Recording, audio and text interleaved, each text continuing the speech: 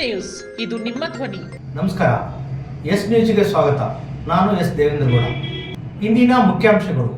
ಮರಳಿಗೂಡಿಗೆ BJP ಪಕ್ಷ ಸೇರಿದ ಮಾಜಿ ಮುಖ್ಯಮಂತ್ರಿ ಜಗದೀಶ್ ಶೆಟ್ಟರ್. ವಿಜೃಂಭಣೆಯಿಂದ ಜರುಗಿದ ಸಿದ್ಧಪರ್ವತ ಅಂಬಾದೇವಿ ಜಾತ್ರಾ ಮಹೋತ್ಸವ. ಬರಗಾಲದ ಪರಿಹಾರ ವಿಳಂಬ, ತಕ್ಷಣ ರೈತರ ಖಾತೆಗೆ ಹಣ ಜಮಾ ಮಾಡಲು ಹಸಿರು ಸೇನೆ ಒತ್ತಾಯ. ಜನರ ನಂಬಿಕೆಯ ಲೋಕಾಯುಕ್ತ ಸಂಸ್ಥೆ, ಲಂಚ ಕೇಳಿದರೆ ನಮ್ಮನ್ನು ಸಂಪರ್ಕಿಸಿ ಎಸ್ಪಿ ಶಶಿಧರ್. ಮತದಾನ ನಿಮ್ಮ ಹಕ್ಕು, ಆಮಿಷಕ್ಕೆ ಒಳಗಾಗಬೇಡಿ, ದೀಪಾಜಿ ಮನೇರ್ಕರ್. ವಾರ್ತೆಗಳ ವಿವರ. ಕರ್ನಾಟಕದ ಮಾಜಿ ಮುಖ್ಯಮಂತ್ರಿ ಮತ್ತು ಹಾಲಿ ವಿಧಾನ ಪರಿಷತ್ ಸದಸ್ಯ ಜಗದೀಶ್ ಶೆಟ್ಟರ್ ಅವರು ಗುರುವಾರ ಮತ್ತೆ ಬಿಜೆಪಿಗೆ ಸೇರಿದ್ದಾರೆ. ಕಳೆದ 10 ವರ್ಷಗಳಲ್ಲಿ ದೇಶವನ್ನು ಗಟ್ಟಿಗೊಳಿಸಲು ಮತ್ತು ಅಂತಾರಾಷ್ಟ್ರೀಯ ಮಟ್ಟದಲ್ಲಿ ದೇಶ ಬಲಿಷ್ಠವಾಗಲು ನರೇಂದ್ರ ಮೋದಿ ಕೆಲಸ ಮಾಡಿದ್ದಾರೆ. ಈ ನಂಬಿಕೆ ಮೇಲೆ ನಾನು ಪಕ್ಷಕ್ಕೆ ಮತ್ತೆ ಸೇರುತ್ತಿದ್ದೇನೆ ಎಂದು ಅವರು ಹೇಳಿದರು.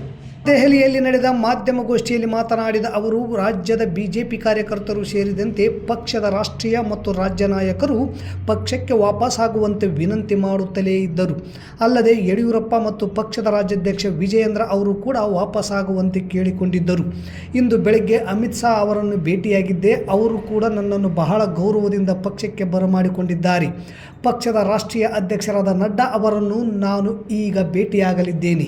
ಬಿಜೆಪಿಗೆ ಮತ್ತೆ ಸೇರುತ್ತಿರುವುದು ನನಗೆ ಬಹಳ ಸಂತೋಷದ ಸಂಗತಿ.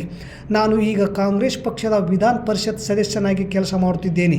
ಹೀಗಾಗಿ ಕಾಂಗ್ರೆಸ್ ಪಕ್ಷದಿಂದ ಆಯ್ಕೆಯಾದ ವಿಧಾನ ಪರಿಷತ್ ಸ್ಥಾನಕ್ಕೆ ರಾಜೀನಾಮೆ ಸಲ್ಲಿಸುವ ಬಗ್ಗೆ ಪರಿಷತ್ನ ಸಭಾಪತಿಗೆ ಕರೆ ಮಾಡಿ ತಿಳಿಸಿದ್ದೇನೆ ಮತ್ತು ಮೇಲ್ ಕೂಡ ಕಳುಹಿಸಿದ್ದೇನೆ. ಕಾಂಗ್ರೆಸ್ನ ಪ್ರಾಥಮಿಕ ಸದಸ್ಯತ್ವಕ್ಕೆ ರಾಜೀನಾಮೆ ನೀಡಿರುವುದನ್ನು ಪಕ್ಷದ ಅಧ್ಯಕ್ಷ ಡಿ.ಕೆ. ಶಿವಕುಮಾರ್ ಅವರಿಗೆ ಮೇಲ್ ಮಾಡಿದ್ದೇನೆ ಎಂದು ಅವರು ಹೇಳಿದ್ದಾರೆ. ಕಳೆದ 10 ವರ್ಷಗಳಿಂದ ದೇಶದ ರಕ್ಷಣೆ ಮತ್ತು ಹಿತರಕ್ಷಣೆ ಮಾಡುತ್ತಾ ದೇಶವನ್ನು ಪ್ರಗತಿ ಮಾಡಿರುವ ನರೇಂದ್ರ ಮೋದಿಯವರು ಮತ್ತೊಮ್ಮೆ ಪ್ರಧಾನಮಂತ್ರಿಯಾಗಬೇಕು. ಅವರ ನಾಯಕತ್ವದಲ್ಲಿ ದೇಶಕ್ಕೆ ಹೆಚ್ಚಿನ ಶಕ್ತಿ ಬರಬೇಕು. ಈ ಹಿನ್ನೆಲೆಯಲ್ಲಿ ನಾನು ಪಕ್ಷಕ್ಕೆ ಮರು ಸೇರ್ಪಡೆಯಾಗುತ್ತಿದ್ದೇನೆ. ಪಕ್ಷಕ್ಕೆ ನಿಷ್ಠೆಯಿಂದ ಕೆಲಸ ಮಾಡಲಿದ್ದೇನೆ. ದೇಶವನ್ನು ಗಟ್ಟಿಗೊಳಿಸಲು ಮತ್ತು ಅಂತಾರಾಷ್ಟ್ರೀಯ ಮಟ್ಟದಲ್ಲಿ ದೇಶ ಬಲಿಷ್ಠವಾಗಲು ಮತ್ತು ನರೇಂದ್ರ ಮೋದಿಯವರು ಕೆಲಸ ಮಾಡಿದ್ದಾರೆ. ಈ ನಂಬಿಕೆಯ ಮೇಲೆ ನಾನು ಪಕ್ಷಕ್ಕೆ ಮತ್ತೆ ಸೇರುತ್ತಿದ್ದೇನೆ ಎಂದು ಅವರು ಹೇಳಿದ್ದಾರೆ. ಅಲ್ಲದೆ ಕಾಂಗ್ರೆಸ್ ಪಕ್ಷವು ನಾನು ಸೇರಿದಾಗ ಅವರು ನನ್ನನ್ನು ಚೆನ್ನಾಗಿ ನಡೆಸಿಕೊಂಡರು, ಒಳ್ಳೆಯ ಸ್ಥಾನವನ್ನು ನೀಡಿದ್ದಾರೆ. ಹೀಗಾಗಿ ಮುಖ್ಯಮಂತ್ರಿ ಸಿದ್ದರಾಮಯ್ಯ ಮತ್ತು ಪಕ್ಷದ ಅಧ್ಯಕ್ಷ ಡಿ.ಕೆ. ಶಿವಕುಮಾರ್ ಅವರಿಗೆ ಧನ್ಯವಾದ ಹೇಳುತ್ತೇನೆ ಎಂದು ಅವರು ಹೇಳಿದರು. ಬಿ.ಎಸ್. ಯಡಿಯೂರಪ್ಪ ಅವರೊಂದಿಗೆ ದೆಹಲಿಯ ಪಕ್ಷದ ಪ್ರಧಾನ ಕಚೇರಿಗೆ ಅವರು ತೆರಳಿದ್ದರು. ಶೆಟ್ಟರ್ ಅವರಿಗೆ ಕಳೆದ ಏಪ್ರಿಲ್ನಲ್ಲಿ ವಿಧಾನಸಭಾ ಚುನಾವಣೆಗೆ ಬಿಜೆಪಿ ಟಿಕೆಟ್ ನಿರಾಕರಿಸಿತ್ತು. ಹೀಗಾಗಿ ಪಕ್ಷದೊಂದಿಗೆ ಮುನಿಸಿಕೊಂಡಿದ್ದ ಅವರು ಕಾಂಗ್ರೆಸ್ ಸೇರಿ ಚುನಾವಣೆ ಸ್ಪರ್ಧಿಸಿದ್ದರು. ಆದರೆ ಅವರು ಚುನಾವಣೆಯಲ್ಲಿ ಸೋತಿದ್ದರು. ಆದಾಗ್ಯೂ ಕಾಂಗ್ರೆಸ್ ಅವರನ್ನು ವಿಧಾನ ಪರಿಷತ್ ಸದಸ್ಯರಾಗಿ ಮಾಡಿತ್ತು. ತಾಲೂಕಿನ ಶ್ರೀ ಕ್ಷೇತ್ರ ಸಿದ್ಧಪರ್ವತ ಅಂಬಾದೇವಿ ಜಾತ್ರಾ ಮಹೋತ್ಸವ ಅಂಗವಾಗಿ ಇಂದು ಸಂಜೆ ವಿಜೃಂಭಣೆಯಿಂದ ರಥೋತ್ಸವ ಕಾರ್ಯಕ್ರಮ ಜರುಗಿತು. ಲಕ್ಷಾಂತರ ಭಕ್ತರು ರಥೋತ್ಸವ ಕಾರ್ಯಕ್ರಮದಲ್ಲಿ ಭಾಗವಹಿಸಿದ್ದರು. ಜನವರಿ 28 ರವಿವಾರದಂದು ಕುಂಭೋತ್ಸವ ಕಾರ್ಯಕ್ರಮ ಮಧ್ಯಾಹ್ನ 1 ಗಂಟೆಗೆ ಜರುಗಲಿದೆ. ಹಿಂದಿನ ರಥೋತ್ಸವ ಕಾರ್ಯಕ್ರಮದಲ್ಲಿ ಶಾಸಕರಾದ ಹಂಪನಗೌಡ ಬಾದರ್ಲಿ ಹಾಗೂ ಇತರೆ ಎಲ್ಲ ಪಕ್ಷದ ಮುಖಂಡರು, ತಹಶೀಲ್ದಾರ್ ಅರುಣ್ ಕುಮಾರ್ ದೇಸಾಯಿ ಅವರು ಸೇರಿದಂತೆ ಕಮಿಟಿ ಸದಸ್ಯರು ಹಾಗೂ ಗ್ರಾಮ ಪಂಚಾಯಿತಿ ಅಧ್ಯಕ್ಷರು, ಸದಸ್ಯರು ಹಾಗೂ ಲಕ್ಷಾಂತರ ಭಕ್ತರು ರಥೋತ್ಸವ ಕಾರ್ಯಕ್ರಮದಲ್ಲಿ ಭಾಗವಹಿಸಿ ಅಂಬಾದೇವಿ ಕೃಪೆಗೆ ಪಾತ್ರರಾದರು. ರಾಜ್ಯ ಸರ್ಕಾರದ ಬರಗಾಲ ಪರಿಹಾರ ಘೋಷಣೆ ಮಾಡಿ 4 ತಿಂಗಳು ಕಳೆಯುತ್ತಾ ಬಂದಿವೆ. ರೈತರಿಗೆ ಬರಗಾಲ ಪರಿಹಾರ ಒದಗಿಸದೆ ನಿರ್ಲಕ್ಷ್ಯ ತೋರುತ್ತಿರುವುದು ಎಷ್ಟು ಸರಿ? ಈಗಾಗಲೇ ಸಾಕಷ್ಟು ವಿಳಂಬವಾಗಿದೆ. ಕೂಡಲೇ ಸರ್ಕಾರ ಬರಗಾಲ ಘೋಷಿಸಲು ಹಣವನ್ನು ರೈತರ ಖಾತೆಗೆ ಜಮಾ ಮಾಡಬೇಕೆಂದು ಕರ್ನಾಟಕ ರಾಜ್ಯ ರೈತ ಸಂಘ ಹಸಿರು ಸೇನೆ ರಾಜ್ಯಾಧ್ಯಕ್ಷ ಚೂನಪ್ಪ ಪೂಜಾರಿ ಒತ್ತಾಯಿಸಿದ್ದಾರೆ. ನಗರದ ಸರ್ಕ್ಯೂಟ್ ಹೌಸ್ನಲ್ಲಿ ಸುದ್ದಿಗೋಷ್ಠಿಯನ್ನು ಉದ್ದೇಶಿಸಿ ಮಾತನಾಡಿದ ಅವರು, ರಾಜ್ಯ ಮತ್ತು ಕೇಂದ್ರ ಸರ್ಕಾರ ಸಾಲದ ಸಂಕಷ್ಟದಿಂದ ಆತ್ಮಹತ್ಯೆ ಮಾಡಿಕೊಂಡ ರೈತರ ಗೋರಿಗಳ ಮೇಲೆ ರಾಜಕಾರಣ ಮಾಡುತ್ತಿವೆ. ಪರಸ್ಪರ ಆರೋಪ ಪ್ರತ್ಯಾರೋಪ ಮಾಡುತ್ತಿವೆ ಹೊರತು ರೈತರ ಬಗ್ಗೆ ಕಿಂಚಿತ್ತೂ ಯೋಚನೆ ಸಹ ಮಾಡುತ್ತಿಲ್ಲ. ಪ್ರತಿ ಎಕರೆಗೆ 20,000 ಪರಿಹಾರ ನೀಡಬೇಕು. ಇಲ್ಲದಿದ್ದಲ್ಲಿ ಈ ರಾಜ್ಯದ ರೈತರು ಮುಂಬರುವ ಲೋಕಸಭಾ ಚುನಾವಣೆಯನ್ನು ಬಹಿಷ್ಕಾರ ಮಾಡುತ್ತಾರೆ ಎಂದು ಎಚ್ಚರಿಸಿದರು. ಬ್ಯಾಂಕ್ಗಳಿಂದ ರೈತರಿಗೆ ಸಾಲ ವಸೂಲಾತಿ ಕಿರುಕುಳ ಹೆಚ್ಚಿದೆ. ಬರಗಾಲವಿದೆ. ಯಾರು ಕೂಡ ರೈತರಿಗೆ ಸಾಲದ ಕಿರುಕುಳ ಕೊಡಬೇಡಿ ಎಂದು ಸರ್ಕಾರ ಹೇಳಿದರೂ ಸಹ ಬ್ಯಾಂಕಿನಿಂದ ವಸೂಲಾತಿ ಕಿರುಕುಳ ಮಾಡುತ್ತಿದ್ದಾರೆ. ಈ ಕುರಿತು ರಾಜ್ಯದ ಪ್ರತಿ ಗ್ರಾಮ ಪಂಚಾಯಿತಿ ಮಟ್ಟದಲ್ಲಿ ಜಾಗೃತಿ ಮೂಡಿಸಬೇಕು. ರೈತರಿಗೆ ಗ್ಯಾರಂಟಿಗಳು ಬೇಕಾಗಿಲ್ಲ ಹೊರತು ಸಾಲ ಮನ್ನಾ ಮಾಡಿ ರೈತರ ಆತ್ಮಹತ್ಯೆಗಳನ್ನು ತಡೆಯಿರಿ. ಕೃಷಿ ಕಾಯ್ದೆಗಳನ್ನು ಹಿಂಪಡೆಯಿರಿ. ಹತ್ತಿ, ಜೋಳ, ತೊಗರಿ, ಕಡಲೆ ಖರೀದಿ ಕೇಂದ್ರಗಳನ್ನು ಕೂಡಲೇ ಪ್ರಾರಂಭಿಸಿ. ಗ್ರಾಮೀಣ ಭಾಗಗಳಲ್ಲಿ ದಿನಕ್ಕೆ 12 ಗಂಟೆ 3 ಫೇಸ್ ವಿದ್ಯುತ್ ಕೊಡಿ. ಸ್ವಾಮಿನಾಥನ್ ವರದಿ ಜಾರಿ ಮಾಡಿ. ಪ್ರಧಾನಿ ನರೇಂದ್ರ ಮೋದಿ ಅವರು ಇಡೀ ಜಗತ್ತೇ ಸುತ್ತುತ್ತಿದ್ದಾರೆ ಹೊರತು ರೈತರ ಆತ್ಮಹತ್ಯೆ ತಡೆಯುತ್ತಿಲ್ಲ. ಹಾಗೂ ಸಚಿವ ಶಿವಾನಂದ ಪಾಟೀಲ್ ರೈತರ ಬಗ್ಗೆ ಹಗುರವಾಗಿ ಮಾತನಾಡಿದ್ದಾರೆ. ಕೂಡಲೇ ಅವರನ್ನು ಸಚಿವ ಸಂಪುಟದಿಂದ ಕೈ ಬಿಡಬೇಕು, ಇಲ್ಲದಿದ್ದಲ್ಲಿ ಘೇರಾವ್ ಹಾಕಲಾಗುವುದು ಎಂದು ಆಗ್ರಹಿಸಿದರು. ಜಿಲ್ಲಾ ಅಧ್ಯಕ್ಷ ಶರಣಪ್ಪ ಮುರಳಿ ಮಾತನಾಡಿ, ಪ್ರಧಾನಿ ನರೇಂದ್ರ ಮೋದಿಯವರು ಕಾರ್ಪೊರೇಟ್ ಕಂಪನಿಗಳ ಗುಲಾಮರಾಗಿದ್ದಾರೆ. ಮೈಕ್ರೋ ಫೈನಾನ್ಸ್, ಖಾಸಗಿ ಹಣಕಾಸುಗಳು ಜನರಿಗೆ ಚಿತ್ರಹಿಂಸೆ ನೀಡುತ್ತಿವೆ. ಇದನ್ನು ತಡೆಯಲು ಕೂಡ ಸರ್ಕಾರ ನಿರ್ದೇಶನ ಮಾಡಬೇಕು. ತುಂಗಭದ್ರಾ ಡ್ಯಾಂನಲ್ಲಿ ನೀರು ಇಲ್ಲ ಎನ್ನುತ್ತಾರೆ. ಕಳ್ಳತನದಿಂದ ಈಗಲೂ ಖಾಸಗಿ ಕಾರ್ಖಾನೆಗಳಿಗೆ ನೀರು ಕೊಡುತ್ತಿದ್ದಾರೆ. ಇದು ಈಗಿನ ರಾಜಕಾರಣದ ವಾಸ್ತವ ಸ್ಥಿತಿ ಎಂದರು.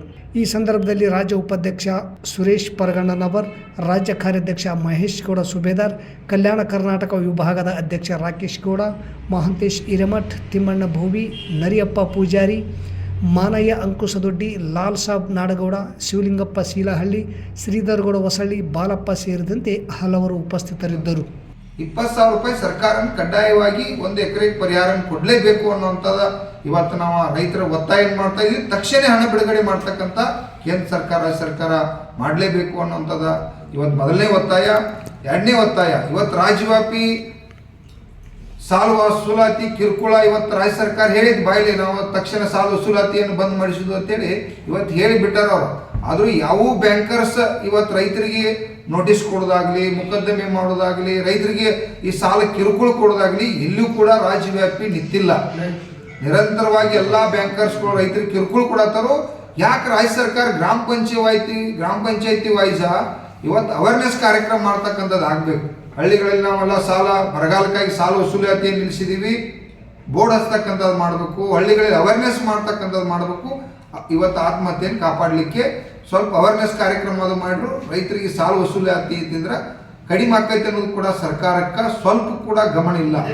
ಚುನಾವಣೆ ಪ್ರಣಾಳಿಕೆಯಲ್ಲಿ ಕೂಡ ನಾವು ಅಧಿಕಾರಕ್ಕೆ ಬಂದ 24 ಗಂಟೆ ಒಳಗ ಕೃಷಿ ಕಾಯ್ದೆಗಳು ನಿಪ್ಪಡ್ತಂತ ಅಂತ ಹೇಳ್ತಿದ್ರು. ಜಾನುವಾರು ಹತ್ಯೆ ಕಾಯ್ದೆ ಆಗಿರ್ಬೋದು, FMC ಕಾಯ್ದೆ ಆಗಿರ್ಬೋದು, ಕಾರ್ಮಿಕ ಕಾಯ್ದೆ ಆಗಿರ್ಬೋದು, ಅಗತ್ಯ ವಸ್ತುಗಳ ಕಾಯ್ದೆ ಆಗಿರ್ಬೋದು, ಭೂಸ್ವಾಧೀನ ಕಾಯ್ದೆ ಆಗಿರ್ಬೋದು, ಎಲ್ಲ ಕಾಯ್ದೆಗಳು ನಿಪ್ಪಡ್ತಂತ ಅಂತ ಹೇಳಿ, ವಿದ್ಯುತ್ ಖಾಸಗೀಕರಣ ಆಗಿರ್ಬೋದು, ಎಲ್ಲ ಕಾಯ್ದೆಗಳು ನಿಪ್ಪಡ್ತಂತ ಅಂತ ಹೇಳ್ತಾರೆ.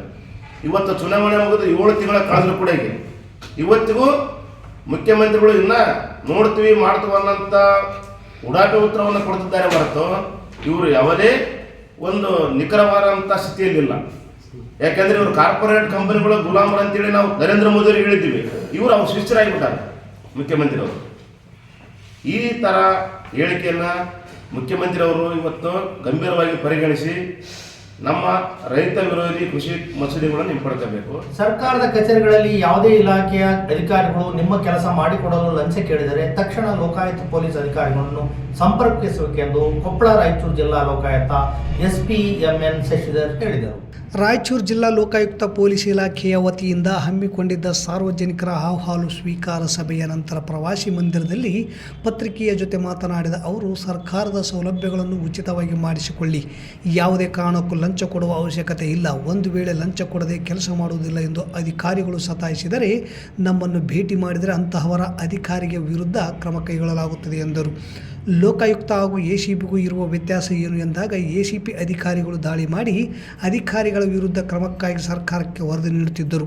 ಕ್ರಮ ಕೈಗೊಳ್ಳುವುದು ಬಿಡುವುದು ಸರ್ಕಾರಕ್ಕೆ ಬಿಟ್ಟ ವಿಚಾರ. ಆದರೆ ಲೋಕಾಯುಕ್ತ ಪೊಲೀಸ್ ಅಧಿಕಾರಿಗಳು ಒಂದು ಸಲ ದಾಳಿ ಮಾಡಿ ತಪ್ಪು ಕಂಡು ಬಂದರೆ ಮುಲಾಜಿಲ್ಲದೆ ಅಧಿಕಾರಿಗಳ ವಿರುದ್ಧ ಕ್ರಮ ಕೈಗೊಳ್ಳಲಾಗುತ್ತಿತ್ತು. ಸರ್ಕಾರಕ್ಕೆ ವರದಿ ನೀಡುವ ಅವಶ್ಯಕತೆ ಬರುತ್ತಿರಲಿಲ್ಲ ಎಂದರು. ಲೋಕಾಯುಕ್ತರು ಪ್ರತಿ ತಿಂಗಳು ಬರ್ತಾರೆ, ಅರ್ಜಿ ತೆಗೆದುಕೊಂಡು ಹೋಗುತ್ತಾರೆ, ಯಾವುದೇ ಅಧಿಕಾರಿ ವಿರುದ್ಧ ಕ್ರಮ ಆಗುವುದಿಲ್ಲ ಎನ್ನುವ ಆರೋಪ ಇದೆ ಎಂದಾಗ, ಹಾಗೇನೂ ಇಲ್ಲ. ಕೆಲಸ ಮಾಡದೆ ವಿನಾಕಾರಣ ವಿಳಂಬ ಮಾಡುವ ಅಧಿಕಾರಿಗಳ ವಿರುದ್ಧ ಸಾರ್ವಜನಿಕರು ದೂರು ನೀಡಿದಾಗ ಕೆಲಸ ಮಾಡಲು 15 ದಿವಸ ಸಮಯ ಕೊಡುತ್ತೇವೆ.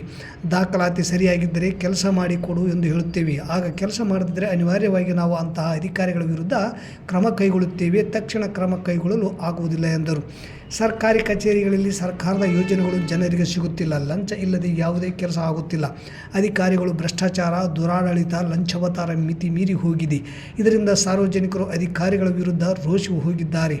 ಭ್ರಷ್ಟಾಚಾರ, ದುರಾಡಳಿತ, ಲಂಚ ನಿರ್ಮೂಲನೆ ಮಾಡಲು ಜನರಿಗೆ ಲೋಕಾಯುಕ್ತ ಸಂಸ್ಥೆಯ ಜನರಿಗೆ ಆಶಾಕಿರಣವಾಗಿದೆ ಎನ್ನುವ ಪ್ರಶ್ನೆಗೆ, ಹೌದು, ನೀವು ಹೇಳುವುದು ಸರಿ ಇದೆ. ಲಂಚ ಮುಕ್ತ ಸಮಾಜ ನಿರ್ಮಾಣ ಮಾಡುವುದೇ ಲೋಕಾಯುಕ್ತ ಸಂಸ್ಥೆಯ ಉದ್ದೇಶವಾಗಿದೆ.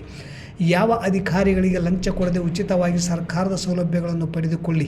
ಲಂಚ ಕೇಳಿದರೆ ನಮ್ಮ ಕಚೇರಿಗೆ ಬಂದು ದೂರು ಕೊಡಿ, ಕಠಿಣ ಕ್ರಮ ಕೈಗೊಳ್ಳುತ್ತೇವೆ. ಸರ್ಕಾರದ ಕೆಲಸ ಜನರಿಗೆ ಮಾಡಿಕೊಡುವ ಸಲುವಾಗಿ ಹಾಗೂ ಲಂಚ ನಿರ್ಮೂಲನೆ ಮಾಡಲು ನಾವಿದ್ದೇವೆ. ದಯವಿಟ್ಟು ಲೋಕಾಯುಕ್ತ ಸಂಸ್ಥೆಯ ಉಪಯೋಗ ಪಡೆದುಕೊಳ್ಳುವಂತೆ ಸಾರ್ವಜನಿಕರಲ್ಲಿ ಅವರು ಮನವಿ ಮಾಡಿಕೊಂಡರು. ರಾಯಚೂರು ಲೋಕಾಯುಕ್ತ ಕಚೇರಿಯ ನಂಬರ್ 9364062523 9364062582 ಕೊಪ್ಪಳ ಲೋಕಾಯುಕ್ತ ಕಚೇರಿಯ ದೂರವಾಣಿ 9364062583 ಈ ದೂರವಾಣಿಗೆ ಸಂಪರ್ಕಿಸಬೇಕು.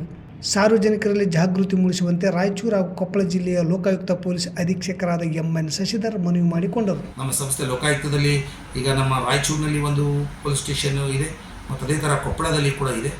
ಈ ಎರಡೂ ಕಡೆ ನಂಬರ್ಗಳನ್ನ ನಾವು ಡಿಸ್ಪ್ಲೇ ಮಾಡಿದ್ದೀವಿ. ಕೆಲವು ಕಡೆ ಮಾಹಿತಿಯನ್ನು ಸಾರ್ವಜನಿಕರು ಬೇಕಾಗ್ತದಂಥ ಸಂದರ್ಭದಲ್ಲಿ ಲೋಕಾಯುಕ್ತ ಅಧಿಕಾರಿಗಳನ್ನು ಅದರ ಬಗ್ಗೆ ಭೇಟಿಯಾಗಿ ಎಲ್ಲಿ ಸಾರ್ವಜನಿಕರಿಗೆ ಮೂಲಭೂತ ಸೌಕರ್ಯಗಳು ಲಭ್ಯ ಆಗ್ತಾ ಇಲ್ಲ ಮತ್ತು ಸಾರ್ವಜನಿಕರಿಗೆ ಸಲ್ಲಬೇಕಾದಂತಹ ಹಣ ಅಂದರೆ ಏನು ಯೋಜನೆಗಳು ಬರ್ತವೆ, ಸರ್ಕಾರದ ವಿವಿಧ ಯೋಜನೆಗಳು, ಆ ಎಲ್ಲ ಯೋಜನೆಗಳು ಯಾರು ಡಿಸರ್ವ್ಡ್ ಇದ್ದಾರೆ ಅರ್ಹ ಫಲಾನುಭವಿಗಳಿಗೆ ಮುಟ್ಟಬೇಕದು. ಈ ಮಧ್ಯದಲ್ಲಿ ಯಾವುದಾದ್ರೂ ಮಧ್ಯಂತರ ಯಾರು ಬೇರೆ ಮಧ್ಯವರ್ತಿಗಳ ಪಾಲಾಗ್ತಾ ಇದ್ದರೆ ಮತ್ತು ಯಾವುದಾದ್ರು ಅಧಿಕಾರಿಗಳು ಅದನ್ನು ದುರುಪಯೋಗಪಡಿಸ್ಕೊತಾ ಇದ್ದರೆ ಇದರಿಂದ ಸರ್ಕಾರದ ಬೊಕ್ಕಸಕ್ಕೆ ನಷ್ಟ ಆಗ್ತಾ ಇದೆ ಅಂತ ಕಂಡು ಬಂದರೆ, ಸರ್ಕಾರಿ ಸ್ವತ್ತುಗಳು ಕೂಡ ಇರ್ಬೋದು, ಯಾವುದೇ ಪರಿಸರ ಇರ್ಬೋದು, ಅರಣ್ಯ ಇರ್ಬೋದು, ಬೇರೆ ಯಾವುದೇ ಒಂದು ಭೂಮಿ ಬಗ್ಗೆ ಇರ್ಬೋದು, ಈ ಥರದ್ದು ಯಾವುದಾದ್ರೂ ಒಂದು ಅವ್ಯವಹಾರ ನಡೆದಿದೆ ಅಂತ ನಮ್ಮ ಗಮನಕ್ಕೆ ಬಂದರೆ ಖಂಡಿತವಾಗಿ ನಮ್ಮ ಲೋಕಾಯುಕ್ತ ಗಮನಕ್ಕೆ ತರಬೇಕು. ಅದನ್ನು ನಮ್ಮ ಪೊಲೀಸ್ ಸ್ಟೇಷನ್ ಗಮನಕ್ಕೆ ತಂದರೆ ನಾವು ನಮ್ಮ ಸಂವಿಧಾನ ಶಿಲ್ಪಿ ಅಂಬೇಡ್ಕರ್ ಕೊಟ್ಟ ಮತದಾನ ಹಕ್ಕನ್ನು ಯಾರು ಕೂಡ ಯಾವುದೇ ಆಮಿಷಕ್ಕೆ ಒಳಗಾಗದೆ ನಿರ್ಭೀತಿಯಿಂದ ನಿಮ್ಮ ಹಕ್ಕಿನ ಮತದಾನ ಚಲಾಯಿಸಬೇಕು. ಆಮಿಷಕ್ಕೆ ಒಳಗಾಗಿ ಮತದಾನ ಮಾಡಿದಲ್ಲಿ ಅನರ್ಹವಾದ ಮತ್ತು ಯೋಗ್ಯವಲ್ಲದ ವ್ಯಕ್ತಿಗಳು ಆಯ್ಕೆಯಾಗುತ್ತಾರೆ. ಹೀಗಾಗಿ ಬಹಳ ಎಚ್ಚರಿಕೆಯಿಂದ ಮತ ಚಲಾಯಿಸಬೇಕೆಂದು ಹಿರಿಯ ಸಿವಿಲ್ ನ್ಯಾಯಾಧೀಶರು ಹಾಗೂ ತಾಲೂಕಾ ಕಾನೂನು ಸೇವಾ ಸಮಿತಿ ಅಧ್ಯಕ್ಷರಾದ ದೀಪಾ ಜಿ ಮನೇರ್ಕರ್ ಹೇಳಿದರು. ನಗರದ ಸರ್ಕಾರಿ ಪದವಿ ಮಹಾವಿದ್ಯಾಲಯದಲ್ಲಿ ನಡೆದ ರಾಷ್ಟ್ರೀಯ ಮತದಾರರ ಚುನಾವಣೆ ಕಾರ್ಯಕ್ರಮವನ್ನು ಭಾರತ ಚುನಾವಣೆ ಆಯೋಗ, ತಾಲೂಕು ಆಡಳಿತ, ತಾಲೂಕು ಕಾನೂನು ಸೇವಾ ಸಮಿತಿ ಹಾಗೂ ಸರ್ಕಾರಿ ಪದವಿ ಮಹಾವಿದ್ಯಾಲಯ ಸಿಂಧನೂರು ಇವರ ಸಹಯೋಗದಲ್ಲಿ ರಾಷ್ಟ್ರೀಯ ಮತದಾರರ ದಿನಾಚರಣೆ ಕಾರ್ಯಕ್ರಮ ಉದ್ಘಾಟಿಸಿ ಮಾತನಾಡಿದ ಅವರು, ಯುವಕರ ಕೈಯಲ್ಲಿ ಈ ದೇಶದ ಭವಿಷ್ಯ ನಿಂತಿದೆ. ಆದರೆ ಯುವಕರು ಮತದಾನದ ದಿನದಂದು ಶೇಕಡಾವಾರು ಗಮನಿಸಿದಂತೆ ಮತ ಚಲಾವಣೆ ಬಹಳಷ್ಟು ಕಡಿಮೆ ಮಾಡುತ್ತಿರುವುದನ್ನು ಕಾಣುತ್ತಿದ್ದೇವೆ. ಇದು ದೇಶದ ಪ್ರಜಾಪ್ರಭುತ್ವಕ್ಕೆ ಧಕ್ಕೆ. ಯಾರೇ ಬಂದರೂ, ಯಾವುದೇ ಸರ್ಕಾರ ಬಂದರೂ ಅವರ ಆಡಳಿತ ಸರಿಯಿಲ್ಲ ಎನ್ನುವ ನಾವು ಮೊದಲು ಸರಿಯಾದವರನ್ನು ಆಯ್ಕೆ ಮಾಡಬೇಕು. ದೇಶದ ಪ್ರಗತಿ ಯುವಕರ ನಿರ್ಧಾರದ ಮೇಲೆ ನಿಂತಿದೆ ಎಂದರು.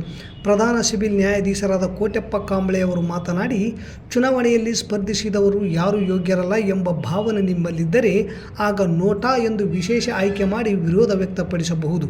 ಯಾವುದೇ ಭ್ರಷ್ಟಾಚಾರದ ವಿರೋಧದಲ್ಲಿ ಯುವಕರ ಪಾತ್ರ ಬಹಳ ಮುಖ್ಯವಾದುದು ಎಂದರು.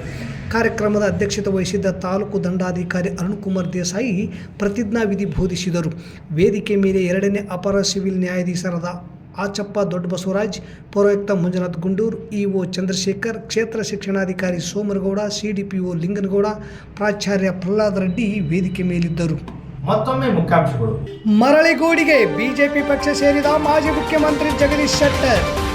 ವಿಜೃಂಭಣೆಯಿಂದ ಜರುಗಿದ ಸಿದ್ಧಪರ್ವತ ಅಂಬಾದೇವಿ ಜಾತ್ರಾ ಮಹೋತ್ಸವ. ಬರಗಾಲದ ಪರಿಹಾರ ವಿಳಂಬ, ತಕ್ಷಣ ರೈತರ ಖಾತೆಗೆ ಹಣ ಜಮಾ ಮಾಡಲು ಹಸಿರು ಸೇನೆ ಒತ್ತಾಯ. ಜನರ ನಂಬಿಕೆಯ ಲೋಕಾಯುಕ್ತ ಸಂಸ್ಥೆ, ಲಂಚ ಕೇಳಿದರೆ ನಮ್ಮನ್ನು ಸಂಪರ್ಕಿಸಿ SP ಶಶಿಧರ್. ಮತದಾನ ನಿಮ್ಮ ಹಕ್ಕು, ಆಮಿಷಕ್ಕೆ ಒಳಗಾಗಬೇಡಿ, ದೀಪಾಜಿ ಮನೇರ್ಕರ್. ಇಲ್ಲಿಗೆ ವಾರ್ತಾ ಪ್ರಸಾರ ಮುಕ್ತಾಯವಾಯಿತು. ನಿರಂತರ ಸುದ್ದಿಗಾಗಿ ವೀಕ್ಷಿಸಿ ಎಸ್ ನ್ಯೂಸ್. ಇದು ನಿಮ್ಮ ಧ್ವನಿ. ನಮಸ್ಕಾರ.